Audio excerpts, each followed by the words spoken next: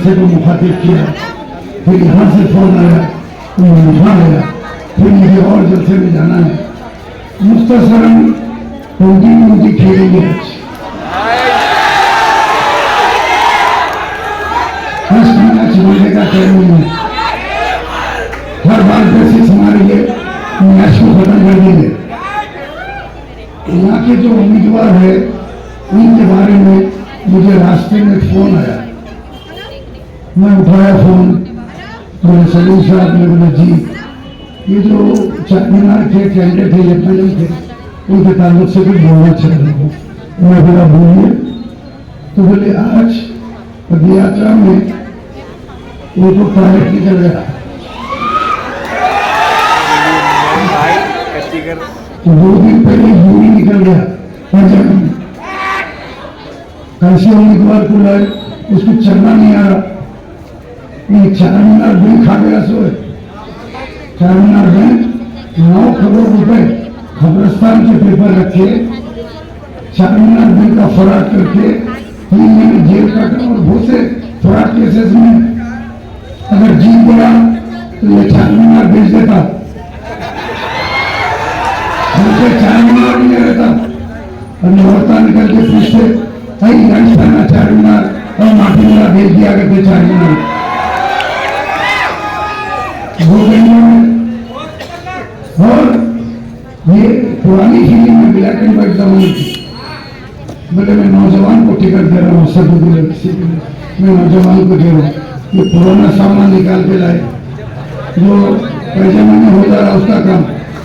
अब बोलेंगे फोन करा होगा ये मेहमान का मोबाइल फोन करके मेरे को सुना, उनकी पार्टी का आदमी फोन करा, बोले ऐसा ऐसा हो गया। अरे मैं बोला थोड़ी थोड़ी दूर कुछ चल रहा बैठ जा रहा, क्या हो रहा? बोले पालक में कचरा आ जा रहा, इसका आइन खराब हो गया, कैमरा खराब हो गया, ये गाड़ी चल रही नहीं। मैं पहले दिन प्रेस कॉन्फ्रेंस में मुजीब साहब के साथ बोला था बस डिपो के पास, आप तैयार रहिए, खुदा खास्ता अगर आप खुदा खास्ता इलेक्शन हारे तो 1 साल में बाई इलेक्शन होता, फिर से इलेक्शन होता है, मर जाता हूँ मैं। इतना पुराना सामान है, इसके वाले भी ले लेते सामान है, उसको लाके यहाँ पे डाले। आप वोट देते वक्त आपको सामान खरीदने जाते हैं, लाड़ बाजार में जाते हैं, 500 चूड़ी की दुकानें हैं, आप लोग देखते कौन सी चूड़ी अच्छी है, कौन सी ड्यूरेबल है, कौन सी खराब है, इसका लाभ निकल जाएगा, ये खरीद के दूंगी बच्ची को मैं। लेकिन जब आप वोट डालने के लिए जाते तो आप लोग नहीं सोचते कि कौन सा उम्मीदवार को वोट देना, कौन से उम्मीदवार को वोट नहीं देना। जब आप एक पेन खरीदे तो खोल के लिख के देखते पेन को, ये पेन चल रहा या नहीं चल रहा, क्या ये खराब पेन को वोट देते हैं, क्या पैसे देके खराब पेन खरीदते हैं। ये एक एडवोकेट है, तालीमी याफ्ता आदमी है, सामने जाहिर आदमी है, श्योर है रिकॉर्ड खराब है उसका। वो जमीना बेच के खाने वाले लोग नारों में मट्टी डाल के, नारों की प्लाटिंग, तालाबों की प्लाटिंग, पूरे पुराने शहर के तालाब खत्म हो गए, इसीलिए घरों में पानी दाखिल हो गया, क्योंकि जो नाले थे, जो नदियाँ थे, सब प्लाटिंग करके खा के हजारों करोड़ के। इसीलिए बारिश आ गई, आपके घरों में घुटने बराबर पानी आ जा रहा। उसकी वजह यही है, ये लैंड ग्रैबर है। ये बड़े गरीब लोग थे, इनके वालिद को साथ में काम करता था सालार मिल्लत अलहाज सुल्तान सलाउद्दीन अवीसी साहब के साथ, अच्छे आदमी थे वो, अल्लाह उनकी मग़फ़िरत।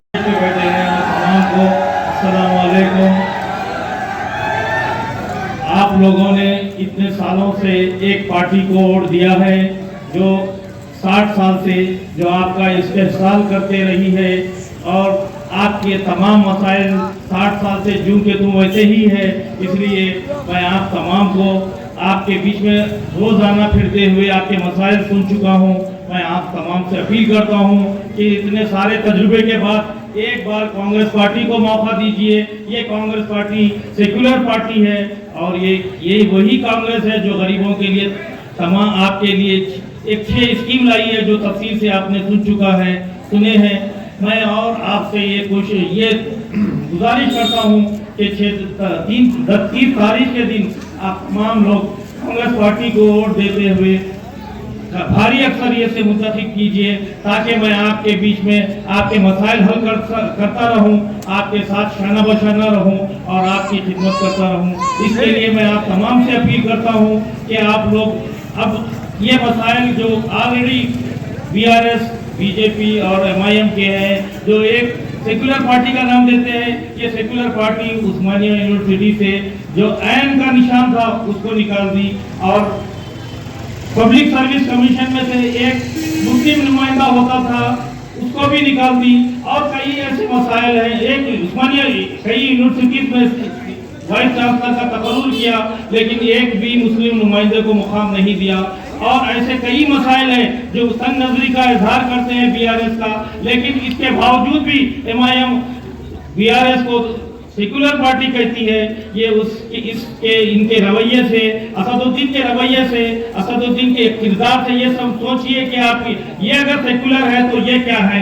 इसलिए मैं आप तमाम को होशियार होते हुए एक सेकुलर पार्टी कांग्रेस पार्टी को वोट देते हुए भारी अक्सरियत से मुंतखब कीजिए। जय कांग्रेस, जय तेलंगाना। जो तेलंगाना की विधानसभा में जाना चाहता है, जिसका नाम कोई पहचान का मोहताज नहीं, जिसका नाम है मुजीबुल्लाह शरीफ साहब। बस आप एक बार सोच लीजिए और अहद कर लीजिए कि आने वाली 30 तारीख को आपकी जो मोहर है वो कांग्रेस पार्टी पे लगेगी, तो इंशाअल्लाह ताला किसी माई के लाल में ताकत नहीं कि मुजीबुल्लाह शरीफ को तेलंगाना विधानसभा में जाने से रोक सके। जब मैं मुंबई से निकला तो मुझे कहा, अरे यहां जो संबंध है बोलना ये नवाबों का शहर है। अरे मैं कहना चाहता हूं लोगों को, मेरा जन्म वहां हुआ जहां बचपन से लेकर सिर्फ भाई पैदा हुए। ये याद रखना, मैं मुंबई से आता हूं और मेरी परवरिश मुंबई से ही है और मुंबई से लेकर दिल्ली तक का जो सफर कर सकता है तो इंशाअल्लाह ताला उन्हें ऐसी जोर धमकियों से डरने की कोई बात नहीं है, ये याद रख लीजिए। मैं आपको सिर्फ इतना बताना चाहता हूं कि जो केसीआर यहाँ के जो मुख्यमंत्री है वो तानाशाह मुख्यमंत्री होने तो मुख्यमंत्री साहब के अल्फाज ऐसे थे, कोई मुख्यमंत्री नहीं कोई क्रिमिनल बात कर रहा है। उन्होंने कहा तुम्हारे बाप को आरक्षण दिया है ना, बैठना नीचे, ये अल्फाजों में केसीआर के शब्द थे। तो अब हमारे शब्द ऐसे होंगे इंशाअल्लाह ताला आने वाली 30 तारीख को बैलेट मशीन के ऊपर कांग्रेस पार्टी के उम्मीदवार मुजीबुल्लाह शरीफ साहब को तेलंगाना की विधानसभा में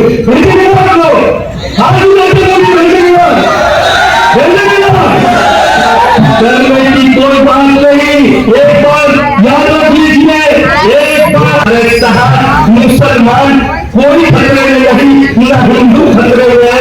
खतरे में तो वो है जो 35-40 सालों से जो नया शव की तरह इसी पे राज कर रहा है और आप सबको बेवकूफ बना।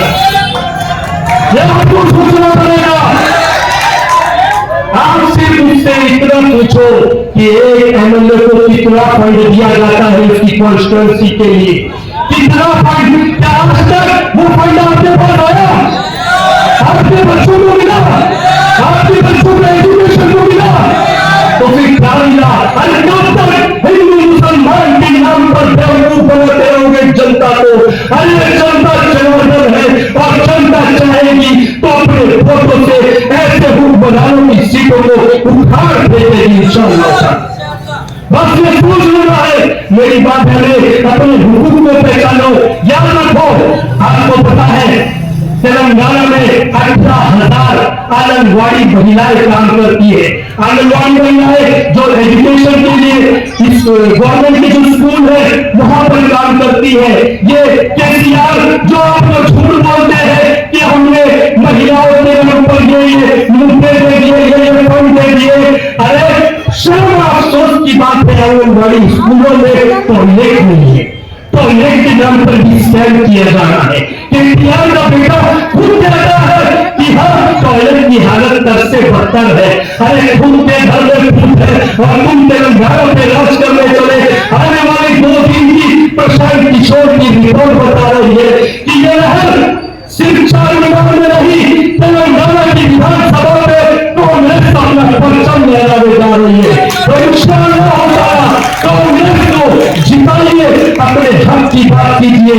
आज ये महिलाएं इनसे पूछो घर चलाना कितना मुश्किल है, सिलेंडर के दाम कितने हैं। अगर नेताओं से पूछ लो तो कहता है मुठोरी करते हो, उनसे झूठे झूठे केसर बनाता है। अगर यहाँ का कोई युवा नौकरी के लिए चला जाए तो उस पर कहते हैं नौकरी करेगा, हमसे ऊंची आवाज में बात करेगा।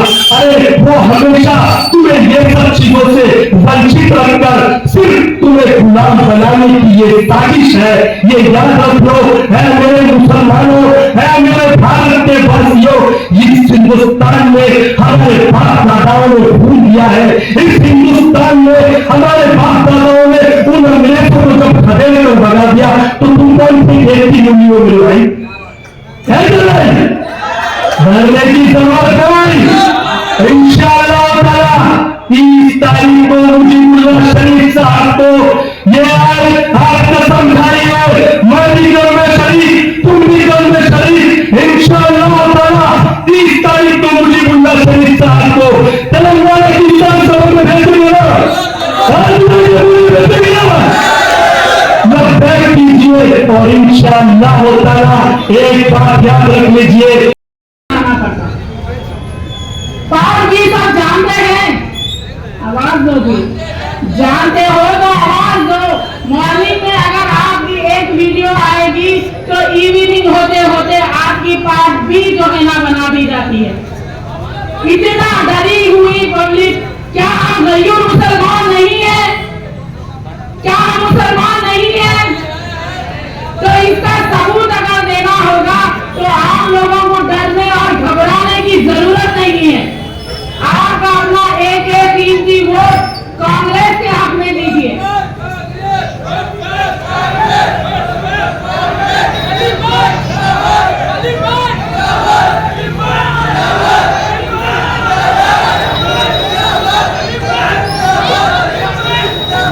माशाल्लाह, मैं ज्यादा वक्त नहीं लेते हुए सारे लोगों से यही जो है ना दरख्वास्त करती हूँ कि 30 तारीख के दिन आपका अपना कीमती वोट आप अपने हल्दी अजीज कायद जनाब मुजीबुल्लाह शरीफ साहब के हक में दें और सुबह की अव्वलीन सातों में दें।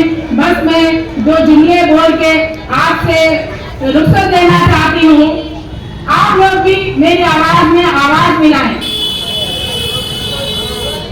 अब तो तेलंगाना में है यही पुकार, अब तो तेलंगाना में है यही पुकार।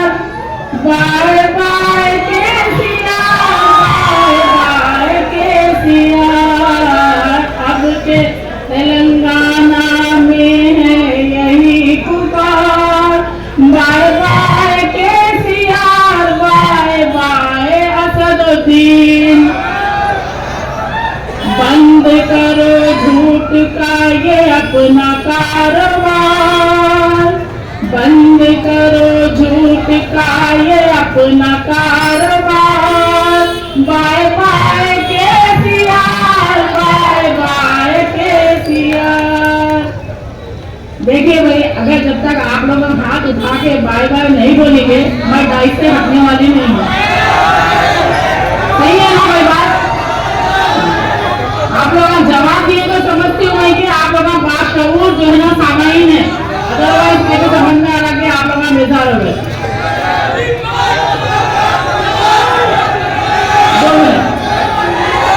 देखिए, आप लोगों को बस ये बोलने का है, MIM और BRS जो कर रही है उसको संजीदगी से सुनिए। MIM और BJP और BRS ये तीनों एक ही जमात है, लगा तीनों एक ही चीज है। तो आप लोग ये समझिए, लूट लिया तुमने ये पूरा तेलंगाना, लूट लिया तुमने ये पूरा तेलंगाना। झूठ मूठ का अब बनाओ ना बहाना। अकबरुद्दीन अवैसी, असदुद्दीन अवैसी और केसीआर माला माल हो गए सब तेरे रिश्तेदार।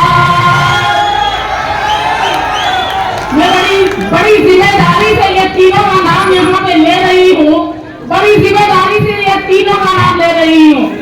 माला माल हो गए सब तेरे रिश्तेदार, बार बार केसीआर, बार बार केसीआर, कि अब नहीं चल पाएगी मोदी जी से यारी, तुमने निभा पाई अपनी जिम्मेदारी। असद साहब को इस मन से मैं बड़ी जिम्मेदारी से ये जुमला बोल रही हूँ कि तुम नहीं निभा पाए अपनी जिम्मेदारी, आपकी पतंग और कार हो गई बेकार। Bye bye KCR, bye bye KCR, अब तो तेलंगाना की है यही पुकार।